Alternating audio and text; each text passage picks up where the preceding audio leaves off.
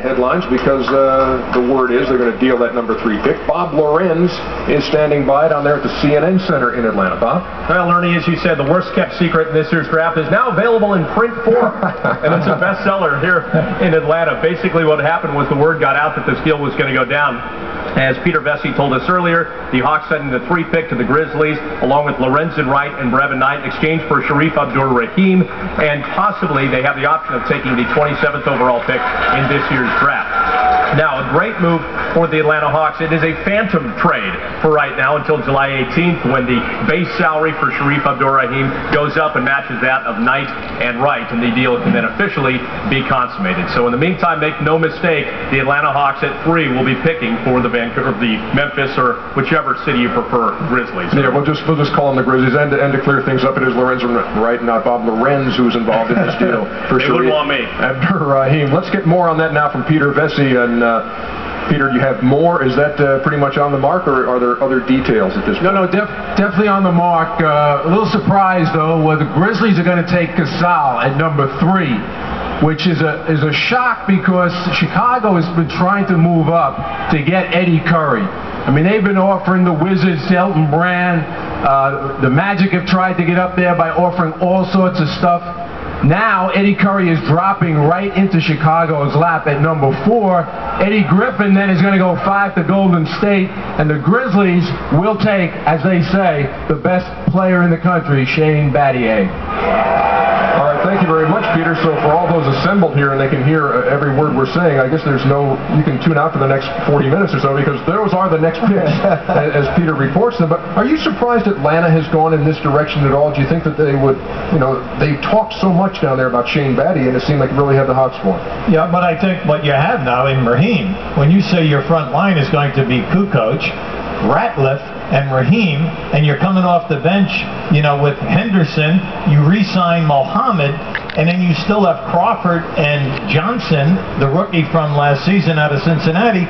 You have a terrific front line with young, talented people. That was a great move for the Atlanta Hawks.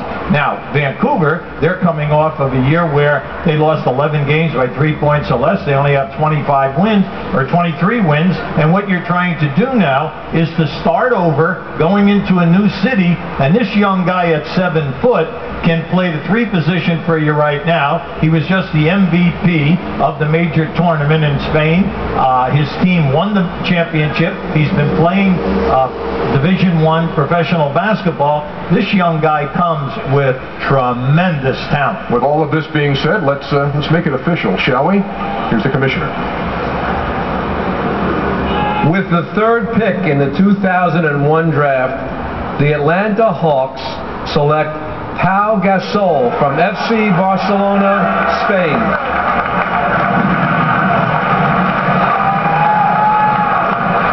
There is a 7-footer, 220 pounds.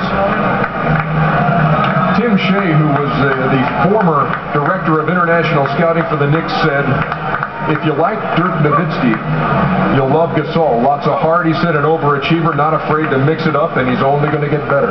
He was the 11th man on his team the prior year. Now he goes to the best player on his team. Great perimeter skills, handles it, shoots it. Interesting enough, though, Raheem goes to the Atlanta Hawks, a 20-point scorer, double-digit rebounder. There's very few of those players in the NBA like that. He is now the highest pick of an international player who did not play college ball in the United States. That distinction had been held by Dirk Nowitzki, number 9 by Milwaukee, originally in 1998, but now picked number 3 and heading to the Grizzlies is Pau Gasol, who's now with Craig Sager. Well, Pau, you make your first trip to the United States on Monday. You've never worked out for an NBA team. Now you're the 3rd pick, and everybody's talking about you may be traded. What's this all mean to you? I don't know, man. I'm really excited. It is the best day in my life, and that's really great for me, You're sitting with your mother, Marisa. She's a doctor, very smart woman. What do you tell her about what's going on right now? Well, we don't know what's going on right now, but since now all goes very fast, and I am very happy and wish the best to to all my family, to all my friends, to all the people who trust in me. Congratulations. Have a great career. Atlanta, Vancouver, Memphis, wherever it may be. Let's go back to Ernie. Missed 45 days earlier this year with an appendectomy. Looks fine and looks very happy tonight is Pau Gasol. Now let's go back to Atlanta. Let's talk about the Atlanta Hawks angle on this deal, the swap of the number 3 pick to the Grizzlies in exchange for Sharif Abdur-Rahim. There's Bob Lorenz with Hawks GM Pete Babcock. Gentlemen? Yeah, and Ernie, we got a permission slip to talk about this from the NBA now, because even though the trade can't officially go down until July 18th, how much better does this make the Atlanta Hawks instantly? Well, our goal was to, with this pick, was to try to bring in a player that would make the biggest impact in the next 5+ years in our franchise, whether it's the draft or by trade. And it happens to fit our scenario pretty well because we think Sharif, at 24 years of age, who scores 20 points a game and 9 or 10 boards a game, is a perfect fit for us, with Theo on one side of him, Theo Ratliff in the center, and Tony on the other side. So we feel pretty good about it. You've already had to do a lot of interviews about this. You've heard the buzz around town. He's a local kid, played high school ball in Marietta, Georgia. What does this mean for you as far as a fan base and attracting fans? Well, I think the main thing is really us being a better basketball team. We self-destructed it intentionally. It was a self-inflicted wound 2 years ago to rebuild our team. It was a painful process for us to go through. We hope that we're through the painful part of it, and we're reassembling the team very quickly. If you had to guess, you went into last season, you said, gosh, we hope we can fight and be a playoff team. What kind of team are you now with all these players, the Ratliffs and Nazem Mohammed, if you get him back? Well, I don't know that we can put a number on it, but we think we're dramatically improved. We're more athletic with Theo, and now with Sharif and with Tony across the front line, and Jason Terry at the 2. Now we need to fill the hole at the point. And what do you do with that real quickly? Do you go veteran? Do you go maybe with the 27th overall pick? Well, we'll have to see who's there at 27, and we'll look at the draft, but we'll probably pursue trades also. Okay, Pete, thanks for the time. Ernie, let's go back to you. All right, thank you to Pete Babcock and to Bob Lorenz in Atlanta. Meantime, the Chicago Bulls are now on the clock, 15 wins and 67 losses.